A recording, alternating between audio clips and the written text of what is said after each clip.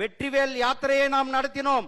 4 சட்டமன்ற உறுப்பினர்கள் சட்டமன்றத்திற்கு சென்றார்கள். என் மண் என் மக்கள் யாத்திரையை நடத்தினோம். 18% வாக்குகளை பெற்றோம். அதே போல தமிழகம் தலை நிமிர தமிழனுடைய பயணம் நம்முடைய தேசிய ஜனநாயக கூட்டணியினுடைய ஆட்சியை உறுதி செய்கின்ற இந்த யாத்திரை சகோதரர்களே, வருகின்ற நாட்கள் நமக்கெல்லாம் மிக முக்கிய நாட்கள். திமுகவை வீட்டுக்கு அனுப்புகின்ற நாட்கள்.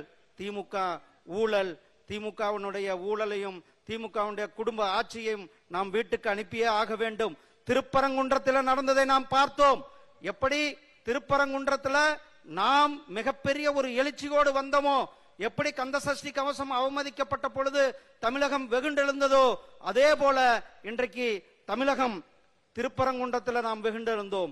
இப்பொழுது அதே வெகுண்டெழுந்ததோடு நாம் இந்த திமுகவை வீட்டுக்கு அனுப்ப வேண்டும் என கேட்டுக்கொண்டு உங்களிடத்திலிருந்து விடைபெறுகிறேன்.